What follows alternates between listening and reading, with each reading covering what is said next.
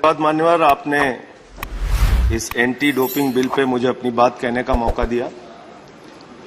मान्यवर, जब हम लोग आज इस बिल के बारे में चर्चा कर रहे हैं तो हमारा सौभाग्य है कि अपने जमाने की उड़न परी जिसको कहा गया और जो इस समय इस सदन में है पीटी उषा जी, उनका भी हम सारे लोग अभिनंदन करते हैं, उनके रहते हुए इस बिल पर चर्चा। मान्यवर, अगर मैं आम आदमी पार्टी की बात करूं तो जब हम इस बिल पर चर्चा कर रहे हैं तो हिंदुस्तान के मशहूर क्रिकेट खिलाड़ी जिनकी गुगली से अच्छे अच्छे विकेट गिर जाते थे, हरभजन सिंह जी भी हमारी पार्टी के राज्यसभा के सांसद। मान्यवर, ये बिल हम सब के लिए, हम सब के लिए दूसरा गेंद उनकी फेमस गेंद हुआ करती थी हरभजन सिंह जी जिसका जिक्र कर। तो मान्यवर,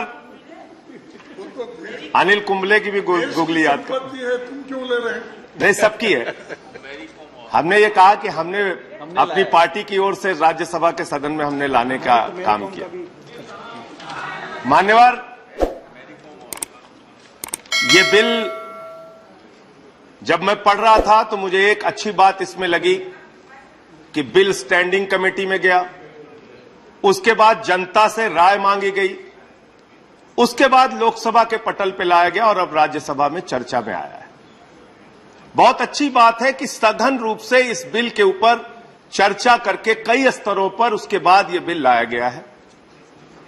और जब डोपिंग टेस्ट में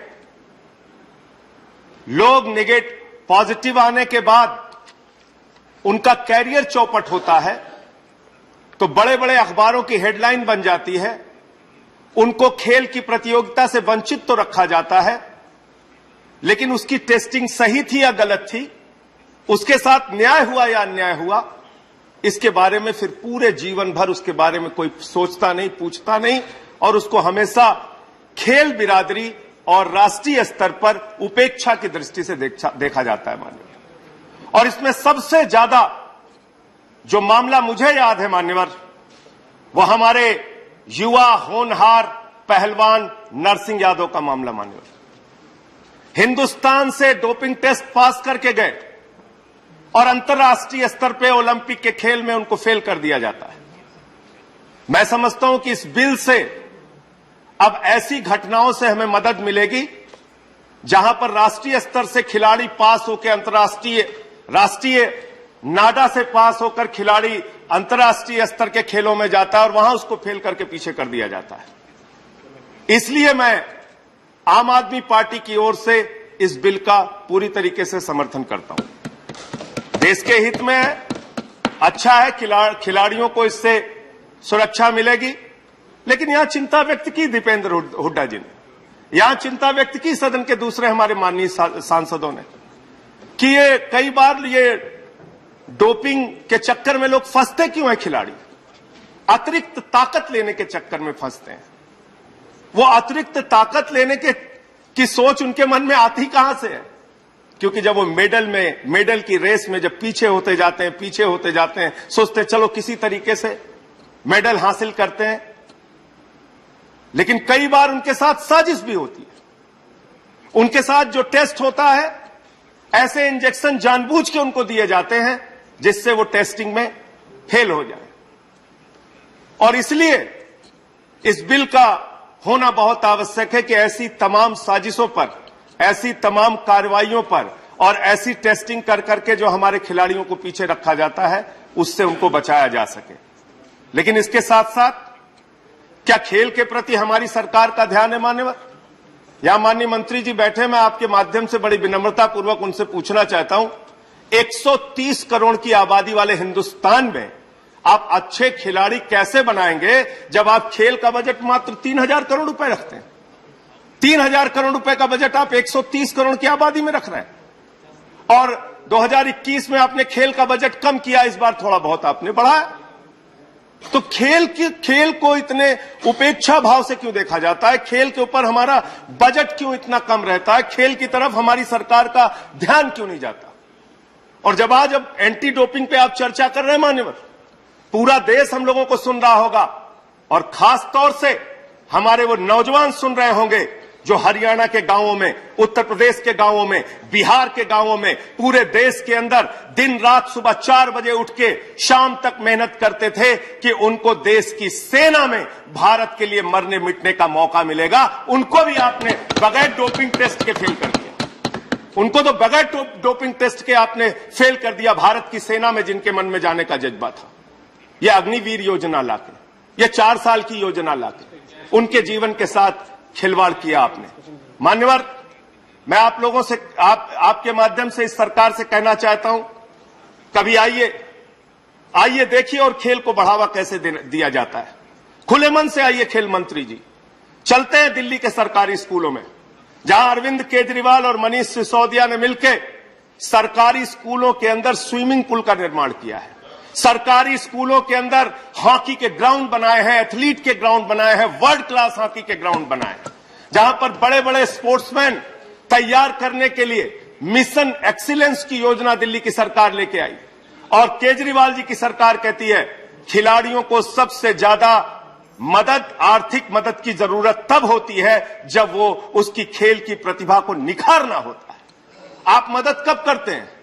कोई ओलंपिक में गोल्ड पा गया, कोई सिल्वर पा गया, कोई एशियाड में मेडल पा गया, उसके बाद कई राज्य सरकारें उसके पीछे कोई 20 लाख, कोई 50 लाख, कोई 1 करोड़ के सहयोग देने के लिए होड़ लग जाती है। लेकिन जो खिलाड़ी संघर्ष कर रहा होता है, मान्यवर, जो खिलाड़ी मेहनत कर रहा होता है, जिसके खेल में प्रतिभा है, जो ओलंपिक में गोल्ड पा सकता है, सिल्वर पा सकता है, ब्रॉन्ज पा सकता है, जो एशियाड में मेडल पा सकता है, उसकी मदद करने के लिए क्या योजना है? ये योजना दिल्ली की सरकार, अरविंद केजरीवाल जी की सरकार लेकर आई। और मिशन एक्सीलेंस में हम दिल्ली के खिलाड़ियों को, प्रतिभावान खिलाड़ियों को, जिनके अंदर संभावना है खेल के अंदर बड़े बड़े खेल प्रतियोगिताओं में मेडल पाने की, उनको 16 लाख रुपए तक की सालाना मदद करते हैं मान्यवर, 16 लाख रुपए तक की। और दूसरी दिल्ली सरकार की योजना है मान्यवर, प्ले एंड प्रोग्रेस की योजना, प्ले एंड प्रोग्रेस की योजना। इसमें ऐसे बच्चों को हम लोग तैयार करते हैं जो आगे चल के अपने बचपन से ही खेल के अलग अलग खेलों में जिसमें उनकी विधा है, जिस खेल में वो अच्छी प्रतिभा रखते हैं, उनको मदद करके उनको आगे बढ़ाना और उनको मेडल के लिए तैयार करना, उनको बड़ी बड़ी खेल प्रतियोगिताओं के लिए तैयार करना। और दिल्ली की सरकार ने स्पोर्ट्स यूनिवर्सिटी बनाई सर, खेल का विश्वविद्यालय। और ये अपने आप में एक ऐसा अनोखा खेल का विश्वविद्यालय है जहां खेल को ही उसकी पढ़ाई मानी गई है, खेल को ही उसकी डिग्री मानी गई है, खेल को ही उसका जीवन माना गया है। वो अलग अलग खेलों में जिसमें भी वो जाना चाहता है, उसके खेल के हिसाब से उसको स्टेडियम उपलब्ध कराया जाएगा, उसको मदद की जाएगी और उसको हॉस्टल की सुविधा, खाने की सुविधा, रहने की सुविधा, खेलने की सुविधा, उसके खेल की प्रतिभा को ही उसको डिग्री माना जाएगा। ऐसा खेल का विश्वविद्यालय दिल्ली की सरकार ने, केजरीवाल जी की सरकार ने बनाया। तो इसलिए मान्यवर, हमने दिल्ली के अंदर खेल को बढ़ावा देने के लिए अनेक कदम उठाए हैं।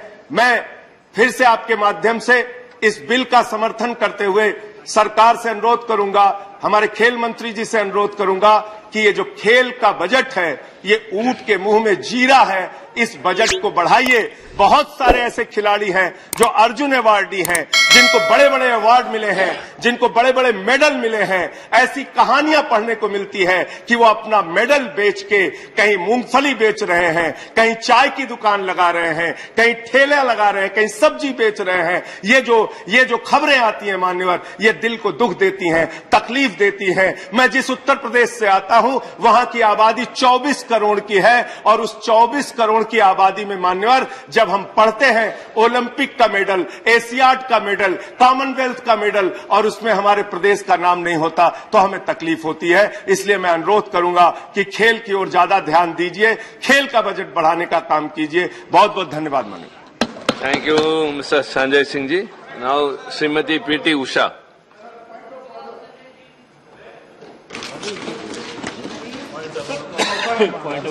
Please. 238. 238. Yeah. A member while speaking shall not refer to any matter of fact on which a judicial decision is pending. Yeah. He was referring about Agniveer, and Agniveer matter is pending with the Supreme Court. So मैं आग्रह करूंगा कि इसको नहीं है, वो सब जुडिस है, वो मामला Please. Sir Sushil ji, no. ये मामला कोर्ट Please sit में down. Please sit down. Please sit down. Please sit down. Please sit down. Yes, raise the point of order. You please sit down. Sir, it is very clear, sir. Kindly sit A down. member while speaking shall not refer to any matter of fact Sushil ji, on which please. a judicial Sushil ji, decision you is need not pending. repeat. It will be examined by the chair. Please sit down. Please sit down. Please sit down. Please sit down. Excuse me, you please sit down. You please sit down. One more. Minister. Sir, I didn't want you to intervene. I'll reply in detail later. But I just wanted to apprise the House because the Honourable Member right now mentioned about Uttar Pradesh. I just want to say, इस देश में केवल एक राज्य ऐसा है जिसने अपने ही राज्य के एथलीट्स को टोक्यो ओलंपिक्स के बाद सम्मानित नहीं बल्कि देश भर के जितने एथलीट्स मेडल जीत कर आए थे उन सबको सम्मानित करने का काम किया, तो उत्तर प्रदेश की सरकार ने योगी आदित्यनाथ जी ने करने का काम किया। तो ये हाउस पे थोड़ा रिकॉर्ड स्ट्रेट रहे। मैं सारे बातों का उत्तर बाद में दे दूंगा, मुझे उसमें कोई चिंता संकोच नहीं।